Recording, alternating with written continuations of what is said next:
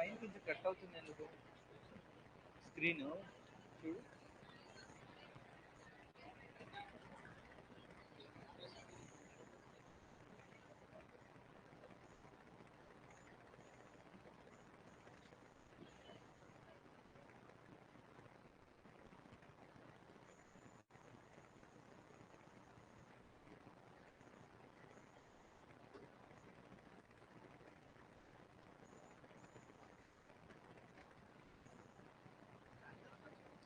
Are the center దగ్గర angle, circumcentre 2 theta, incentre 90 plus half theta.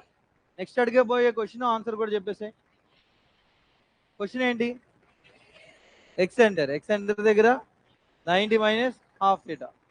Angular bisector opposite side ని adjacent sides రేషియోలో divide చేస్తుంది.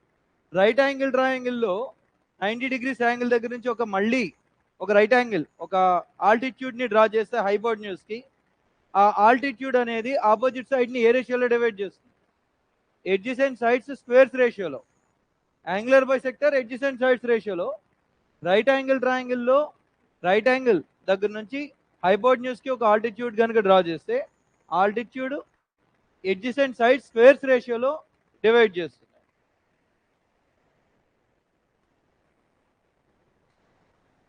Centroid median ఏ రేషియోలో divide చేస్తుంది? 2:1. Centroid divides the median in the ratio 2:1. ABC అనే ట్రయాంగిల్లో BD and CE two medians, BD and CE two medians, అవి కనుక పెర్పెండిక్యులర్ గా ఇంటర్సెక్ట్ అయితే రిలేషన్ ఏంటి? AB square plus AC square equal to 5 times of BC square. AB square plus AC square equal to 5 times of BC square. Apollonius theorem. AB square plus AC square equal to 2 times of AD square plus BD square. ఈ question ఇది చెప్పండి, మీరు కొంచెం ఆలోచించుకొని చెప్తారు, ఇంకా చెప్తారు అనుకోవట్లేదు. ABC triangle, AD is a cevian, ఈ లెంత్ డి, ఇది ఎం, ఇది ఎన్.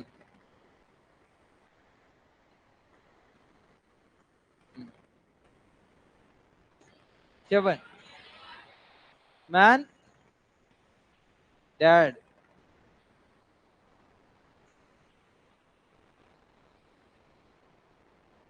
Equal to bomb, sync. ఇది అంటే B square M plus C square N, B square M plus C square N equal to A D square plus M into N into A. అక్కడ AD అనేది ఏంటంటే cevian అంట. ఏడీని ఏమంటాం మనం? Cevian. AD cevian. So properties అని చూసారు. మళ్ళీ మీరు ప్రీవియస్ క్వశ్చన్స్ ఏమైనా ట్రై చేశారా? టైం లేదు.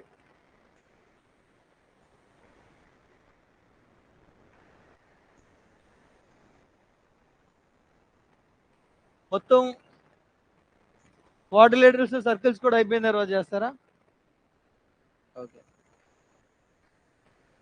పాత టాపిక్స్ అలాగే చేశారా? పోనీ time and work, time and distance అవి చేశారా? టైమ్ అండ్ వర్క్ ట్రై చేశారా? క్లాస్లోనే ఒక టెస్ట్ పెట్టుకుందాం. క్లాస్లోనే ఒక టెస్ట్ పెట్టుకుందాం.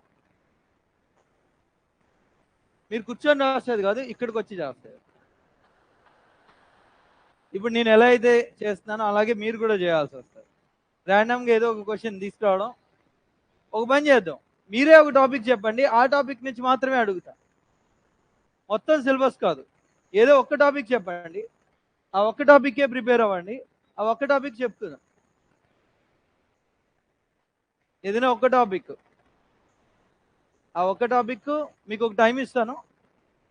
ఆ టైం తర్వాత ఆ పర్టికులర్ డే మనం టెస్ట్ పెట్టుకుందాం. చెప్పండి ఏ రోజు పెట్టుకుందాం? టాపిక్ ఏంటి చెప్పండి. ఫస్ట్ టాపిక్ నేమ్స్ గుర్తున్నాయా? చెప్పండి కొన్ని శాంపుల్కి.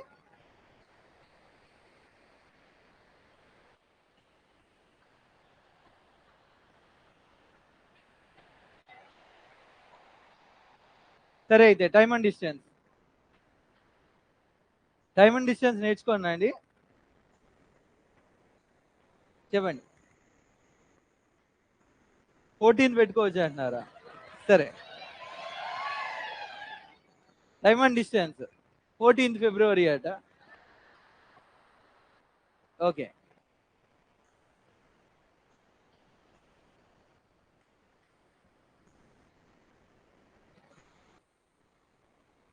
చూడండి క్వాడ్రిలేటరల్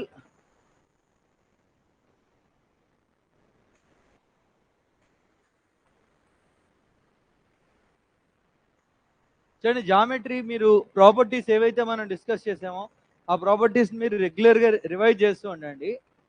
ఇనీషియల్గా మనకి జామెట్రీలో క్వశ్చన్స్ అంటే మనకి ప్రాపర్టీస్ తెలిసినా సరే ప్రాపర్టీస్ ఇప్పుడు ర్యాండమ్గా అడిగితే మీరు చెప్పగలుగుతున్నారు.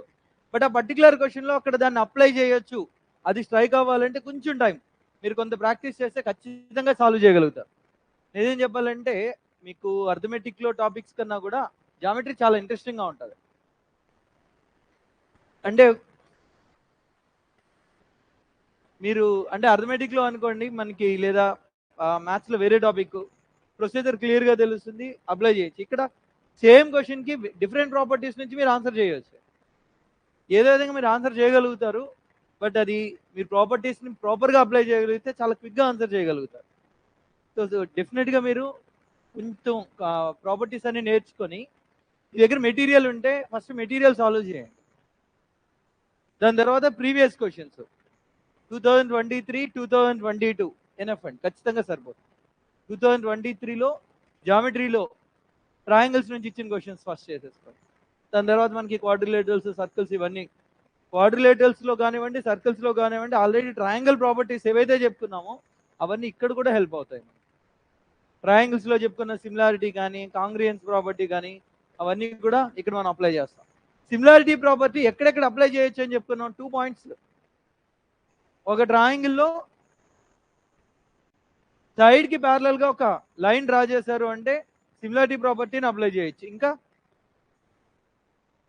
2 ప్యారలల్ లైన్స్ మధ్యలో క్రాస్ సింబల్ కనబడింది, 2 ప్యారలల్ లైన్స్ మధ్యలో క్రాస్ సింబల్ కనబడింది అంటే సిమిలారిటీ ప్రాపర్టీ అప్లై చేయొచ్చు.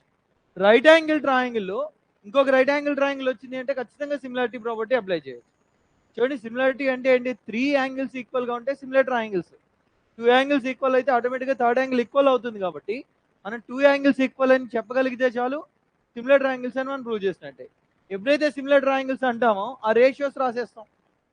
ఆ రేషియోస్ రాసేస్తే మన క్వశ్చన్లో అడిగింది ఏదో ఒకటి ఏవైతే అడుగుతారో అది మనం రేషియోస్ రాయడం వల్ల ఆటోమేటిక్గా అందులో తెలిసిపోతుంది. అవసరమైన వాటిని మనం యూజ్ చేసుకుంటాం, అవసరం లేని వాటిని మనం ఇగ్నోర్ చేస్తుంటాం. So similarity. నెక్స్ట్ అలాగే కాంగ్రియన్స్ ఏదైతే చెప్తున్నామో side side side, side angle side, angle side angle. So ఈ ప్రాపర్టీస్ అన్నీ మీరు బాగానే చెప్తున్నారు, బట్ మీరు ప్రాబ్లమ్ సాల్వ్ చేస్తే ఆ పర్టికులర్ క్వశ్చన్కి ఆ ప్రాపర్టీస్ మీరు అప్లై చేయాలి. కొంత ప్రాక్టీస్ ద్వారానే వస్తుంది. మళ్ళీ మీరు ఓన్లీ హ్యాండ్ అవుట్ చేస్తే సరిపోదు, ఖచ్చితంగా సరిపోదు. మీరు ఫర్దర్గా ఇంకేమైనా క్వశ్చన్స్ తీసుకోవాలి. అలాగే మిగిలిన టాపిక్స్ కూడా చాలామంది ఏం చెప్తున్నారు అంటే హ్యాండ్అవుట్స్ని మళ్ళీ చేస్తున్నాం. హ్యాండ్అవుట్స్ మళ్ళీ చేయడం అనేది ఓకే, కొంతవరకు మీకు హెల్ప్ అవ్వచ్చు, but only handouts not sufficient. ఒకటి క్వశ్చన్ మనం ఓన్గా సాల్వ్ చేయగలగడం అది చాలా ఇంపార్టెంట్. ఆల్రెడీ చేసిన క్వశ్చన్ ఆటోమేటిక్గా మనం చేయగలుగుతాం. ఒకవేళ తెలియకపోతే సొల్యూషన్ ఉంటుంది, అది చూసుకొని అయినా సరే మనకు అర్థం అవుతుంది. అది కాదు కదా, ఎగ్జామ్లో మనం సాల్వ్ చేసిన క్వశ్చన్స్ సేమ్ అలాగే వస్తాయని గ్యారంటీ లేదు. కాబట్టి మీరు ఓన్గా సాల్వ్ చేయడం అనేది చాలా ఇంపార్టెంట్, అది అలవాటు చేసుకోవాలి. స్టార్టింగ్లో మీరు ఫాస్ట్గా చేయగలుగుతున్నారా స్లోగా చేయగలుగుతున్నారా అది అంత పెద్ద ఇంపార్టెంట్ కాదు, ఎక్కువ టైం తీసుకున్నా పర్లేదు, కానీ బట్ మీరు ఓన్గా సాల్వ్ చేయడం అనేది ఇంపార్టెంట్. క్వశ్చన్ ఏదైనా ట్రై చేసి రాకపోతే ఇమీడియట్గా ఫ్రెండ్ని అడగడం కాకుండా మీరు మ్యాక్సిమం ఎఫర్ట్ పెట్టడానికి ట్రై చేయండి.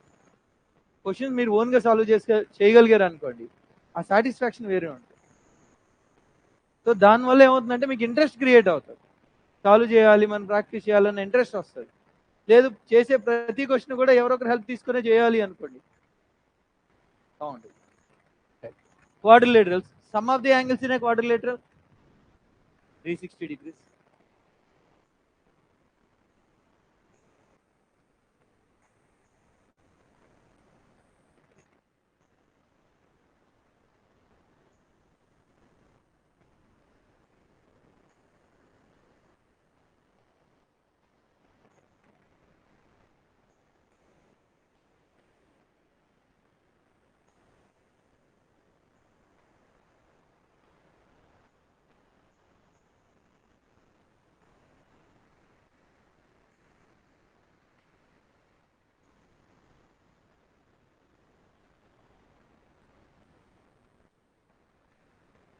ఇలా ఒక క్వాడ్రిలేటరల్ తీసుకున్నాం అనుకోండి, ఏ క్వాడ్రిలేటరల్కైనా కూడా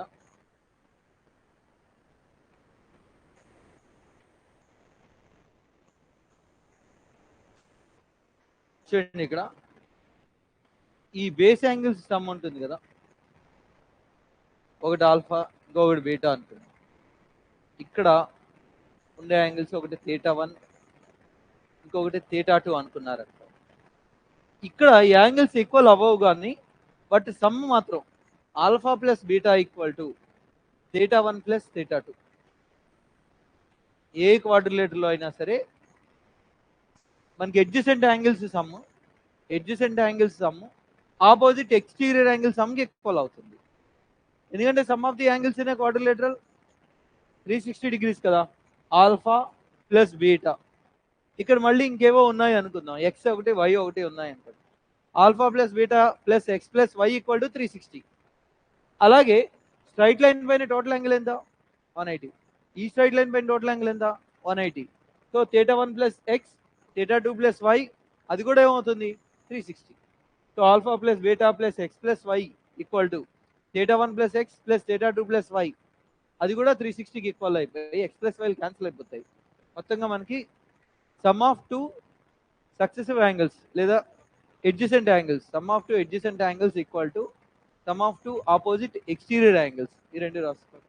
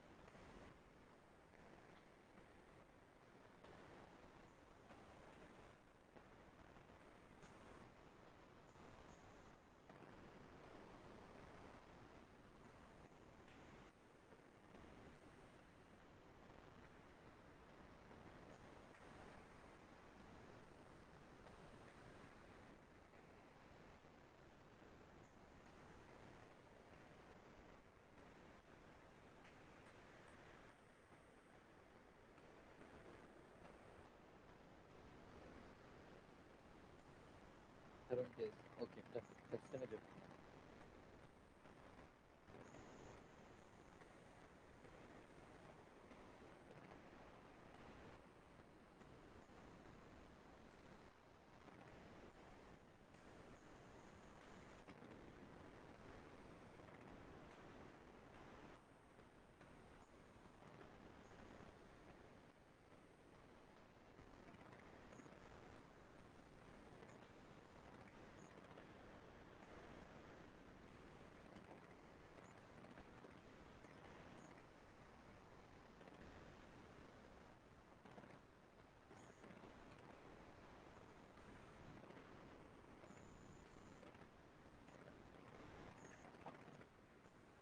క్వాడ్రిలేటరల్ ఏరియా ఫార్ములా గుర్తుందా? Quadrilateral area formula half of diagonal into sum of the lengths of the offsets. Offset అంటే వెర్టెక్స్ నుంచి డయాగ్నల్ పైకి డ్రా చేసిన perpendicular distance.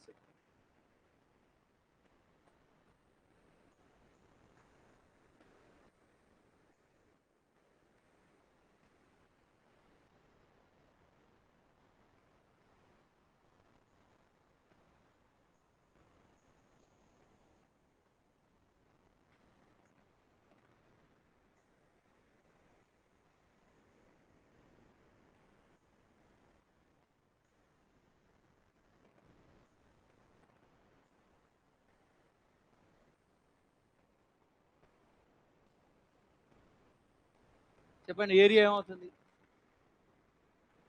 Half D into h1 plus h2. Area half D into h1 plus h2. D అంటే diagonal,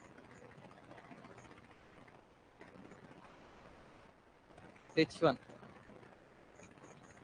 offset లేదంటే H1, H2 ఈ రెండు కూడా offsets అంటాం లేదా perpendiculars drawn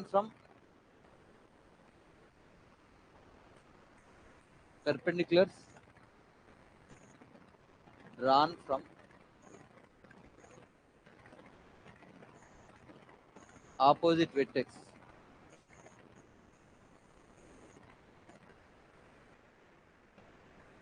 to the diagonal.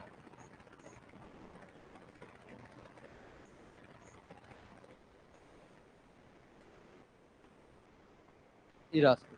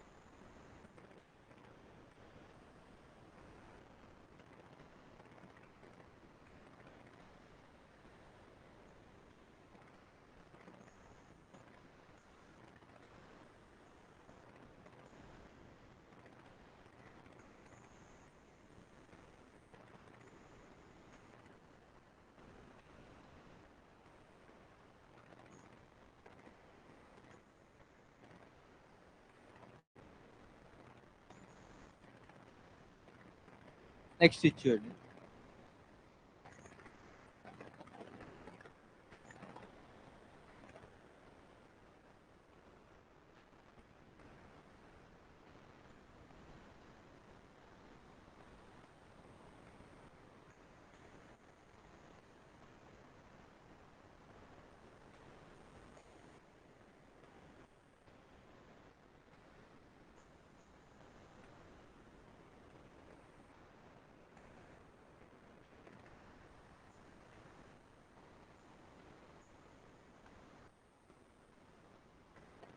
చూడండి, టూ డయాగ్నల్స్ ఓనై.